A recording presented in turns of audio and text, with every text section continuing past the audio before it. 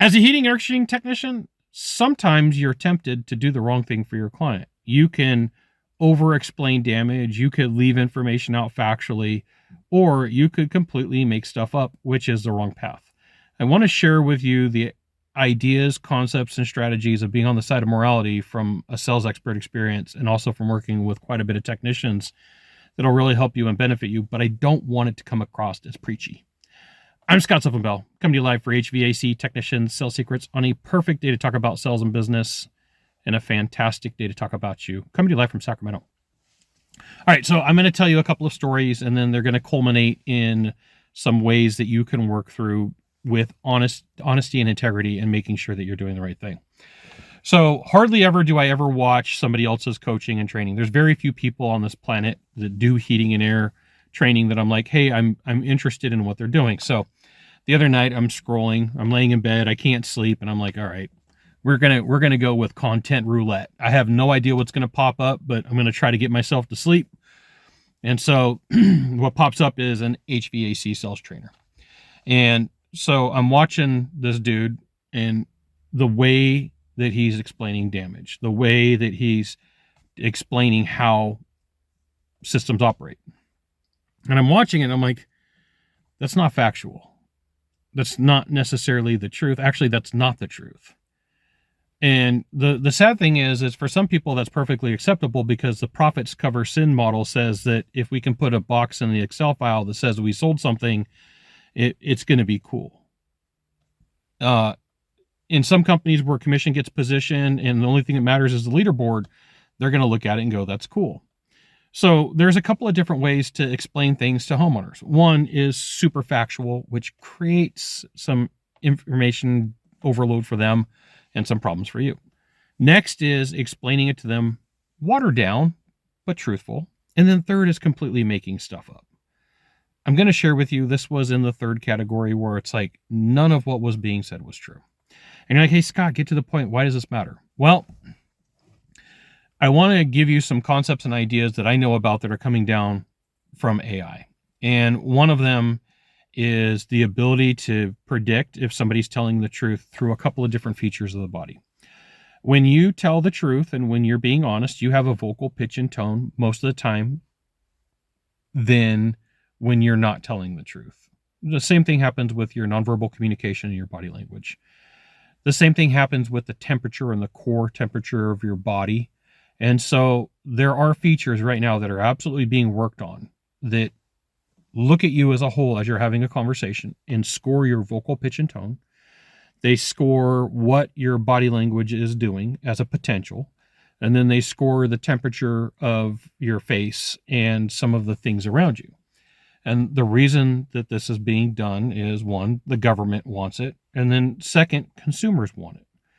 There's going to be a point in the near future where somebody, as they're talking to you, is wearing a pair of glasses, right? And they're going to look just like regular glasses, but they're going to be clear. They're not going to be like my Ray-Bans here. And what's going to happen is they got a pop-up display and they're going to be watching. They're going to be like, hey, here's what's going on. So longevity-wise, like this is coming. This is 3-ish years out, if that. This is, I was talking to a guy. I was talking to somebody about this just recently.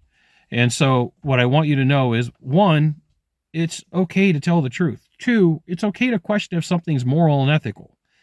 Three, you have to figure out over time is what is uncomfortable and what is unethical. Unethical is lying, cheating, and stealing. Uncomfortable is like, I don't know if I just say it that way. I'm going to share with you the dude that I watched the other night while I'm doom scrolling through YouTube was on the complete unethical process because what he was saying was completely made up. Now, here's the other thing. When you go and you take a look at the market and the industry, companies talk, technicians talk, and you know, there's always one company in town that if you work for them, you've automatically got a strike against you, and you know, you may not be hireable.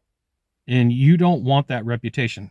There was a point in my career where I worked with a guy, and all the technicians knew that if this guy went out, he wasn't going to tell the truth.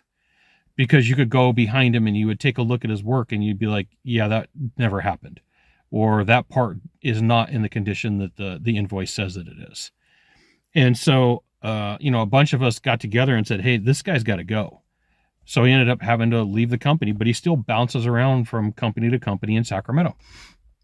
And so like there's a point where people know and understand that, hey, there's shenanigans that are going on. I'm going to encourage you to draw the line in the sand today. Like, make the decision. I can encourage you. You don't have to follow what I say. I'm some dude in a car in Sacramento sitting on a levee right now. And I'm out in the Delta. But I would encourage you to make sure that you're on the right side and make that decision. Like, hey, I'm going to give factual explanations. You can totally crush it in the world of in-home sales by being truthful and telling facts. Unfortunately, you can crush it by making stuff up and lying, cheating, and stealing. For longevity purposes, telling the truth and being ethical and moral is far more important. Far more important. I don't really think that this conversation's had enough. Like, it's not talked about enough in the industry. When I coach and train technicians and even salespeople, if that's something that's on the table, this is one of the first conversations we have. Don't make stuff up, especially for the strategies that I use. The stuff that's not on YouTube, you could set leads super easily by using facts and telling the truth. You don't have to lie. You don't have to cheat. You don't have to steal. You can sleep at night. You can keep your morals. And you'll be okay. And then here's the other thing. You're able to spot in the wild as a consumer when somebody makes something up.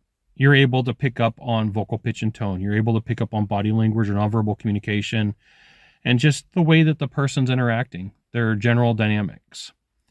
Be aware. It's the coolest thing you can do to tell the truth and be honest and be moral. It's probably the worst thing you could do is make stuff up and lie, cheat, and steal. You got one of three things to do from here. Just one of three. Find the subscribe button, click on it, and every time I send out a video, you'll get an update. 2, hit follow. 3, share this video with a friend. We'll see you soon. Thanks for watching.